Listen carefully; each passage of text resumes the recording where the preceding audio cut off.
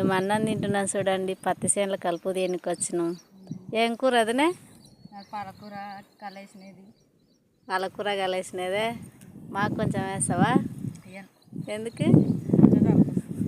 మాకు కొంచెం అబ్బా. మీదేం కూర అదనే? పుండుకూర చట్నీ మమ్మది. పుండుకూర చట్నీ.